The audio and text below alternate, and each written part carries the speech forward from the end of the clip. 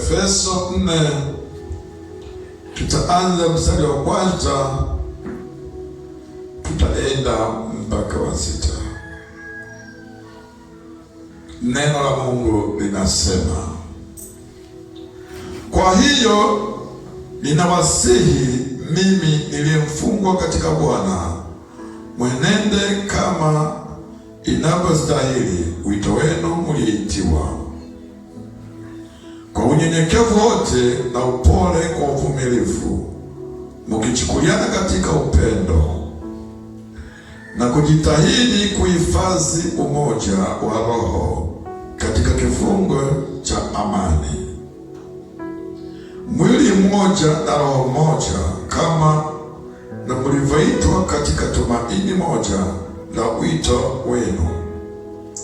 Bwana mmoja, imani moja, ubatizo mmoja, Mungu mmoja, nanyi Baba wa wote, aliye juu ya yote na katika yote na ndani ya yote. Urejesho TV, habari njema kwa wote. Urejesho TV, habari njema kwa wote. Bwana Yesu asifiwe sana. Biblia inatueleza mwili mmoja na roho moja, kama mlivyoitwa katika tumaini moja la wito wenu. Bwana mmoja, imani moja, ubatizo mmoja. Kwa hiyo Yesu Kristo, yeye ni Baba, ni mmoja, lakini akatuweka kwenye kusudi la imani. Bwana Yesu asifiwe sana. Kusudi la imani, na akatupa imani moja, na akatupa ubatizo mmoja, kwa sababu yeye naye ni mmoja. Kwa hiyo Yesu anapotueleza ubatizo mmoja, ndio maana unaweza ukakuta kuna madhehebu mbalimbali, na kila dhehebu lina ubatizo wao. Bwana Yesu asifiwe. Kila watu wana ubatizo wao, wanapoamini kwamba kupitia ubatizo huo ndipo wanapomwona Mungu wao, ndipo hapa maneno ya neno lake. Lakini Yesu Kristo, watu hao wanapokuwa mahali pamoja, wanapokuwa na imani moja, wanapoomba kwa pamoja, wanapotenda kwa pamoja, kwa sababu Bwana ni mmoja, basi Bwana huwa anaachilia baraka juu ya watu hao. Ndio maana mtu mmoja akija mwenye imani nyingine akasema niko pamoja na nyinyi, lazima ombe misingi ya imani moja, ili yule mnamwita aweze kutenda kwa pamoja. Bwana Yesu asifiwe sana. Kwa sababu kuna wengine wanabatizwa kwa maji madogo. Watu hao huwa wanakaa mahali pamoja, huwa wanakaa kwenye imani moja. Kuna watu wanabatiza kwa maji mengi, watu hao huwa wanakaa mahali pamoja kwa imani moja. Kuna wengine wanakaa kwa miungu yao ambayo wanaiamini kwamba hiyo miungu yao ndio inayowapa, ndio inayowabariki, na watu hao hukaa mahali pamoja katika imani yao moja, kwa sababu ndiko wanakuamini kwamba Mungu wao ndio yuko kwa namna hiyo. Bwana Yesu asifiwe. Kwa hiyo Yesu akatupa imani moja, kwa sababu yeye ni Baba mmoja. Baada ya hapo ndipo anaposema watu hao watakapokuwa na imani moja, halafu wakaniita, lazima nitaitika. Kwa nini anaitika? Kwa sababu watu hao wamekusudia kitu kimoja, wamekusudia imani moja. Lazima Bwana ajibu, kwa sababu wako kwenye imani moja. Bwana Yesu asifiwe sana. Haleluya. Kwa hiyo lazima ujue misingi ya Mungu, lazima ujue mipaka ya Mungu, lazima ujue kwamba Bwana amekuweka kwenye urejesho, amekuweka katika wokovu, amekuweka kutupia na kutumika. Maana yake ni kwamba lazima ujue unakaa kwenye misingi ya wokovu ambayo inasimama kwenye imani moja. Huwezi kuwa na imani nyingine, huwezi kuwa na mambo mengine ambayo yahusiani na imani ya Kristo. Lazima hiyo nakuta tayari unachanganya mafuta na maji. Ndio maana Biblia inatueleza walipokuwa mahali pamoja. Ukisoma pale Matendo ya Mitume 2, Matendo ya Mitume 2, Matendo ya Mitume 2 mstari, tutaanzia mstari wa 44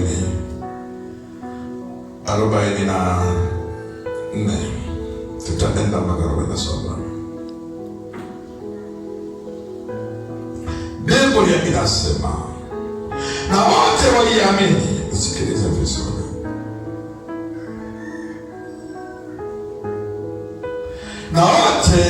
Na wote waliamini, walikuwa mahali pamoja na kuwa na vitu vyote shirika, wakiuza mali zao na vitu vyao walivyokuwa navyo, na kuwagawia watu wote kama kila mtu alivyokuwa na haja. Na siku zote kwa moyo mmoja walidumu ndani ya hekalu, wakimega mkate nyumba kwa nyumba, na kushiriki chakula chao kwa furaha na kwa moyo mweupe. Mstari wa 47, wakimsifu Mungu na kuwapendeza watu wote. Bwana akalizidisha kanisa kila siku kwa wale waliokuwa wakiokolewa. Kwa hiyo Biblia inatueleza na wote waliamini, walikuwa mahali pamoja. Hao watu waliokuwa wameamini walipokuwa mahali pamoja, maana yake walikusudia kumwona Kristo. Walipoanza kukusudia kumwona Kristo, ndipo Biblia inasema watu hao walianza kusababisha kanisa likaongezeka. Kwa nini kanisa liliongezeka? Walikuwa na imani moja, mahali pamoja. Ukikuta huyu ana imani fulani na huyu imani fulani, hapo kuna shida, kwa sababu huyu hata kama ni neno haliwezi kuliamini, kwa sababu analiamini kwa imani tofauti. Lakini walipokuwa mahali pamoja, walianza kula vitu vyao kwa shirika. Vitu vyao walivyokuwa kwa shirika, maana yake walikula neno la Mungu, walikuwepo pamoja, waliamini pamoja, walitenda pamoja, walishiriki pamoja. Ndipo Biblia inasema Bwana akaona moyo wao, kwa sababu moyo wao ulikuwa ni mweupe, moyo wao ulikuwa na furaha. Kwa nini ulikuwa na furaha? Maana yake ni kwamba walimpendeza Kristo, na Kristo akawapenda, akaliongeza kanisa. Moyo mmoja. Bwana Yesu asifiwe. Lazima ujue kwamba unapokuwa unamwamini Yesu,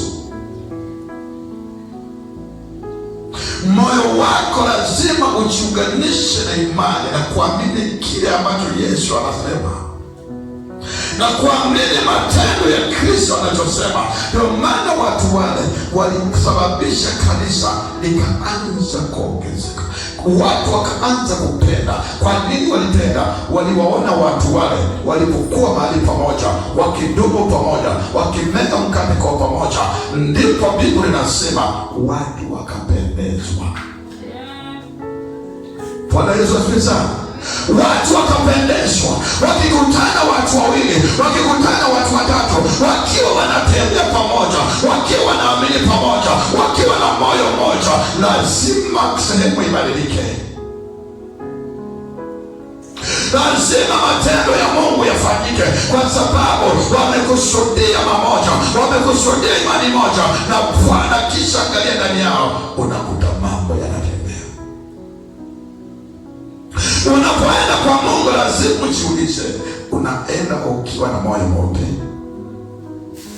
Kuna wengine anakuja bado yuko mbele za Bwana, lakini anawaza mambo mengine, anawaza imani nyingine, anawaza ndani ya moyo wake matendo mengine ambayo yako kinyume na neno la Bwana.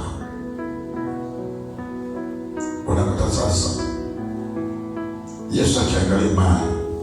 Ndio maana Yesu, Biblia inasema alipokuwa akiponya watu, asilimia kubwa wengi alikuwa anawaambia, imani yako imekuponya. Bwana Yesu asifiwe sana. Yesu ndiye alikuwa anasimama pamoja naye, lakini alikuwa anaangalia ndani yao ile shauku ya kumpenda Yesu, ile shauku ya tatizo iliyo ndani yake yeye hakuiona, bali alipomwona Yesu aliamini kwamba kuna uzima, kwa sababu aliunganisha imani yake na Yesu Kristo. Na wewe una imani, unaunganishaje imani yako? Imani yako unaiunganishaje na Yesu? Yesu anataka aone imani yako ndani yako. Yesu anataka aone moyo wako.